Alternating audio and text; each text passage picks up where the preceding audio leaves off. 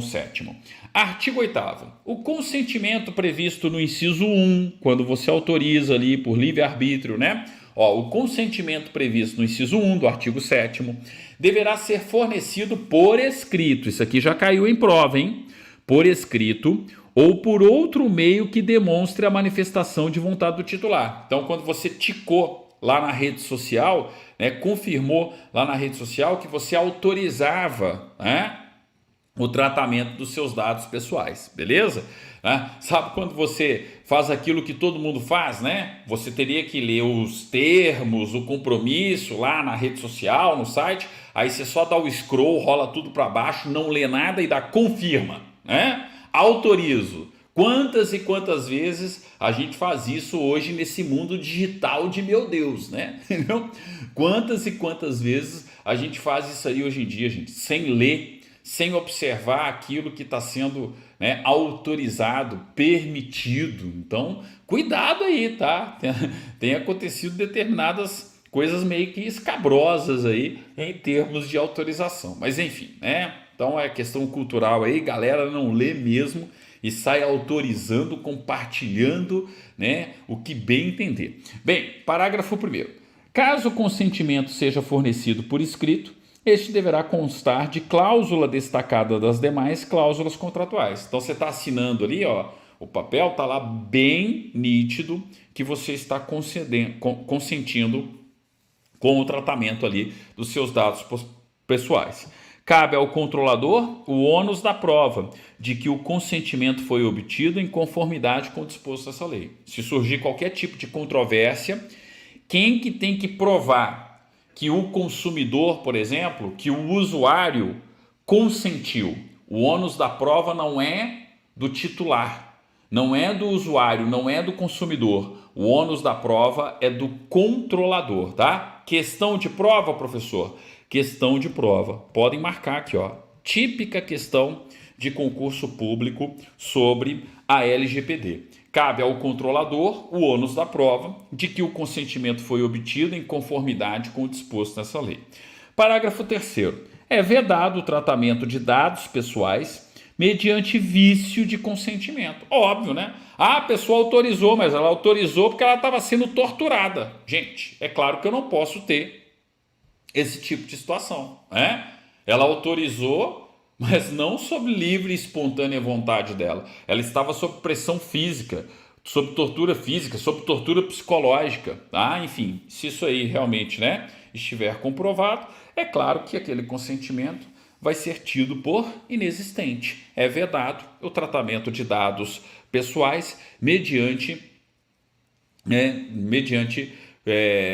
vício de consentimento. Tranquilo? Então a gente tem aí todos esses aspectos do parágrafo 3º.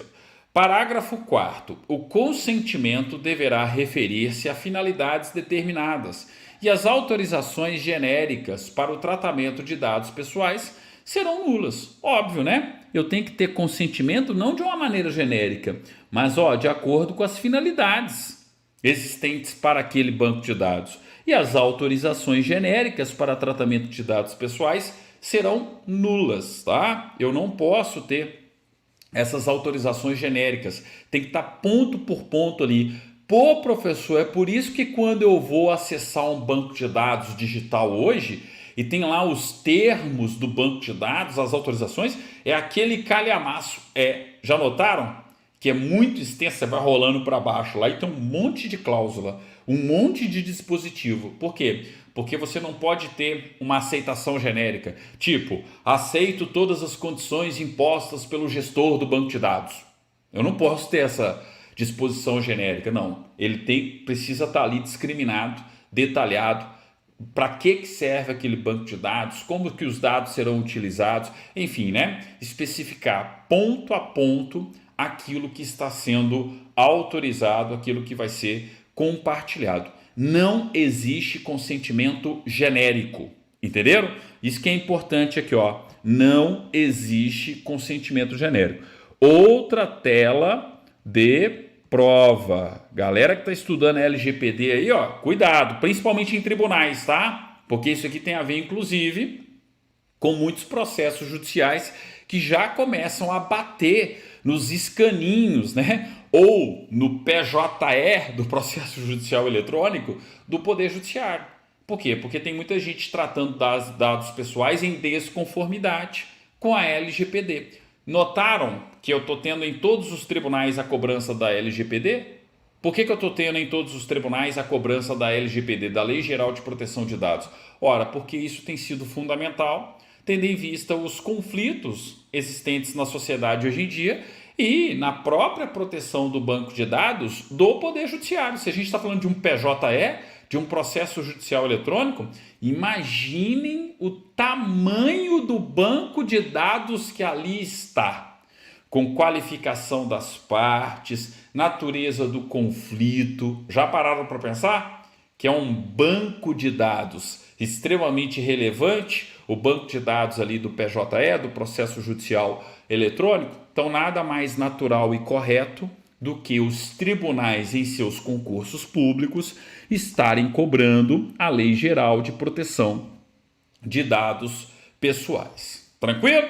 Tranquilo. Beleza? Beleza. Show de bola. Parágrafo 5º. O consentimento pode ser revogado a qualquer momento, mediante manifestação expressa do titular, por procedimento gratuito e facilitado, ratificados os tratamentos realizados sob amparo do consentimento anteriormente manifestado, enquanto não houver requerimento de eliminação nos termos do inciso 6 do caput do artigo 18 dessa lei. Seguinte, né? Você faz parte lá, você aderiu e as suas informações estão em um determinado banco de dados. Sei lá, banco de dados da rede social X. Vou pegar um exemplo bem, né, prático aqui. Você não pode sair da rede social a hora que você quiser. Você não pode ter a exclusão dos seus dados daquela rede social. Então, obviamente, isso não pode ser oneroso.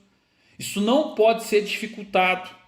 Tem que ser algo gratuito e facilitado, ratificados os tratamentos realizados sob amparo do consentimento anteriormente manifestado. Aquilo que você publicou, por exemplo, no tempo que você permaneceu na rede social, se por algum motivo aquela informação se tornou pública e foi parar em algum outro banco de dados, você não pode sair reclamando depois. Por quê? Porque durante o tempo em que esteve publicado, em que você estava na rede social, as informações constavam daquele banco de dados. Ah, mas eu excluí a minha conta, professor. Não podem mais utilizar essa informação.